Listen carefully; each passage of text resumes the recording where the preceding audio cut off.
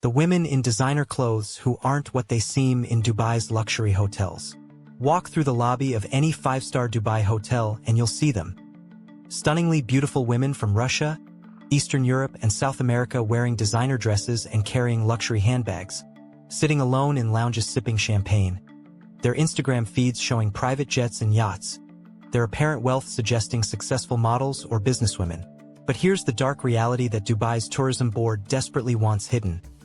Many of these women are part of an escort industry so massive, so normalized among the wealthy elite, that entire businesses exist to fly women into Dubai for weekends with wealthy Arab men, with payments sometimes reaching tens of thousands of dollars for a few days.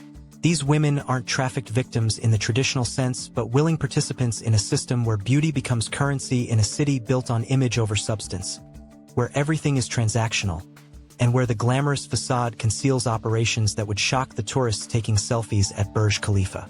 Understanding this requires understanding Dubai itself, the city that rose from desert to global metropolis in just 50 years, that markets itself as a paradise of luxury and opportunity, but that operates on systems of exploitation and inequality that contradict every glittering advertisement. The desert city that shouldn't exist but does through sheer ambition. Dubai sits on the Persian Gulf coast in the United Arab Emirates, covering 4,114 square kilometers, in one of Earth's harshest environments where summer temperatures regularly exceed 45 degrees Celsius and rainfall averages just 100 millimeters annually. Look at a map and Dubai appears as a small on the Arabian Peninsula, sharing the UAE with 6 other emirates including Abu Dhabi, the capital and source of most oil wealth that funds the federation. Dubai itself has limited oil, producing just 50,000 barrels daily compared to Abu Dhabi's 3 million. Forcing Dubai to diversify into tourism, real estate, finance, and trade. The city's location between Europe and Asia made it historically important for commerce, but modern Dubai was essentially created from nothing starting in the 1960s, when oil revenue first arrived. Today, Dubai's population exceeds 3.5 million, but only about 11% are Emirati citizens, with the remaining 89% being expatriate workers from India, Pakistan, Philippines, and other countries who came seeking opportunities but often find exploitation. Geography built by migrant labor in deadly heat. Dubai's geography is entirely artificial, shaped by human ambition rather than natural features. The Palm Jumeirah, a massive artificial island shaped like a palm tree, required moving 94 million cubic meters of sand and 7 million tons of rock. The World Islands, another artificial archipelago designed to resemble a world map, cost billions and mostly sits empty because the global financial crisis stopped development. The Dubai Marina features the highest concentration of super-tall buildings outside Manhattan. The Burj Khalifa, standing 828 meters tall, remains the world's tallest building and serves as Dubai's ultimate symbol of ambition over practicality. But here's what tourism brochures don't show. These structures were built by migrant workers earning $300 to $600 or 275 to 550 euros monthly, working 12-hour shifts in heat that kills dozens annually, living in cramped labor camps far from the glittering towers they construct, with passports often confiscated by employers to prevent them from leaving. The kafala system that creates modern slavery. Now here's where we expose the dark reality that the title promises. Dubai operates under the kafala system, a sponsorship arrangement where migrant workers cannot enter the country, work, or leave without permission from their employer sponsor. This creates conditions that international human rights organizations have repeatedly called modern slavery. Workers arrive with debts from recruitment fees, find their passports confiscated, discover their promised wages are lower than advertised, work in conditions that violate basic safety standards, and cannot quit or change jobs without sponsor permission. Women working as domestic helpers face even worse conditions, isolated in homes where abuse is common and complaints are dismissed. The construction deaths alone number in the thousands, though exact figures are suppressed. Workers who protest are arrested and deported. The luxury Dubai sells to tourists is literally built on exploitation that would be illegal anywhere in the developed world. The moral contradictions that define everything. Dubai markets itself as a modern, tolerant city while enforcing Islamic law selectively and hypocritically. Alcohol is technically illegal but widely available in hotels and clubs where wealthy residents and tourists drink freely, yet a Muslim caught drinking faces arrest.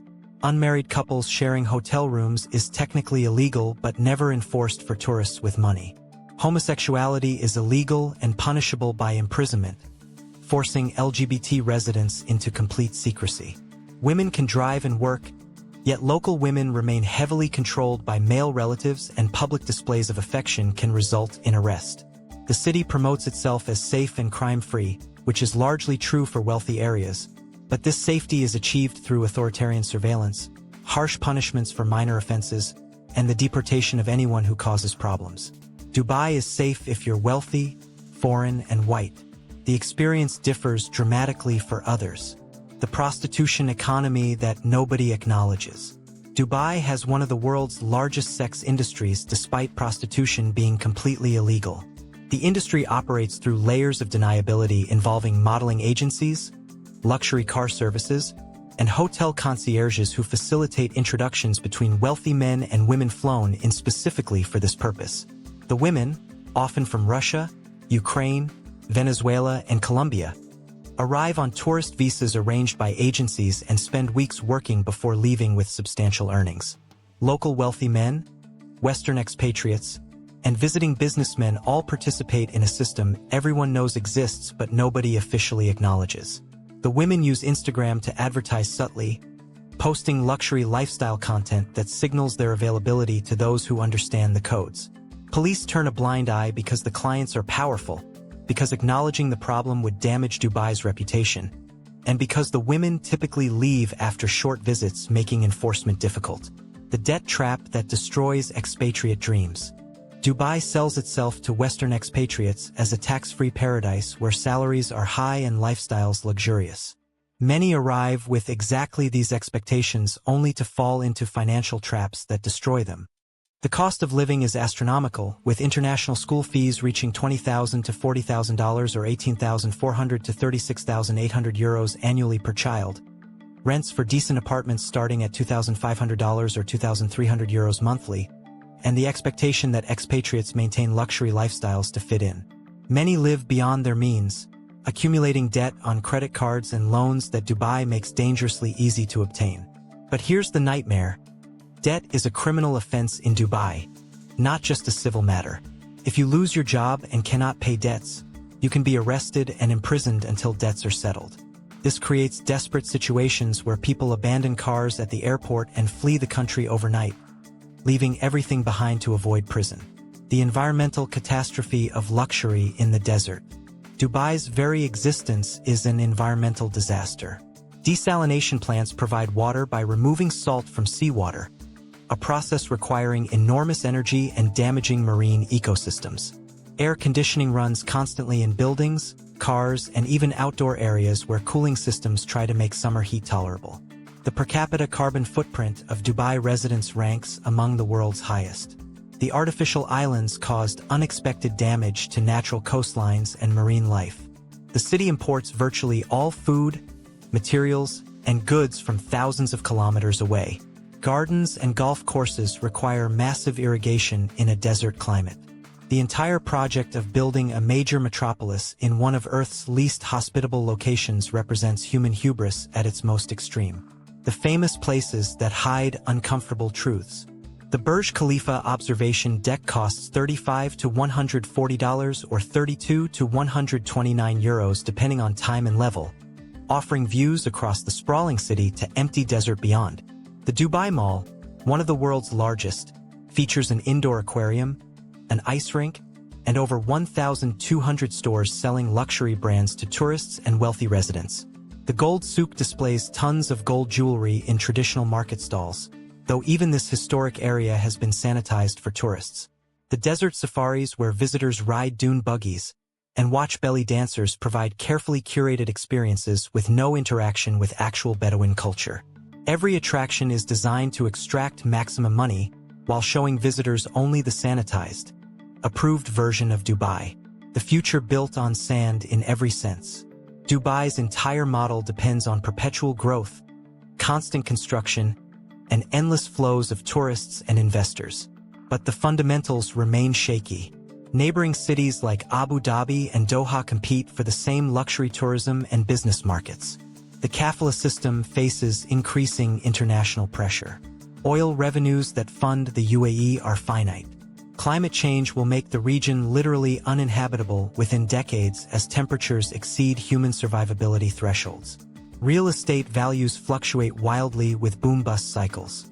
The debt-fueled lifestyle is unsustainable. Dubai exists as a mirage in multiple senses. An artificial city in the desert, an illusion of tolerance built on repression, and a party that cannot continue indefinitely. The verdict on the city of extremes. So we've exposed the dark reality beneath Dubai's glittering surface, from the escort industry operating in luxury hotels to the kafala system creating modern slavery, from the debt traps destroying expatriate dreams to the environmental catastrophe of building a metropolis in a desert. We've discovered why that title about the dark side they don't want you to see is no exaggeration but rather an understatement of the exploitation, hypocrisy, and unsustainability that defines Dubai. The beautiful women in hotel lobbies often aren't successful entrepreneurs but part of a massive prostitution economy. The luxury towers were built by exploited workers earning poverty wages in deadly conditions. The tax-free paradise traps expatriates in debt that can lead to prison. The modern tolerance is selective enforcement of medieval laws. Dubai represents late-stage capitalism and environmental recklessness at their worst. A monument to human vanity built on the backs of exploited workers in a location that shouldn't support major habitation. For those still drawn to Dubai's luxury, at least now you understand the true cost of those Instagram-worthy experiences. Now we want to hear from you. Drop a comment telling us which city or country you're watching from and whether this changed your view of Dubai. Would you still visit knowing these truths? Hit that hype button and smash the like button because it costs nothing but helps spread awareness. We're grateful for every view. Before you go, click one of the suggested videos on screen to discover more eye-opening truths. Until next time, keep questioning the glamorous facades.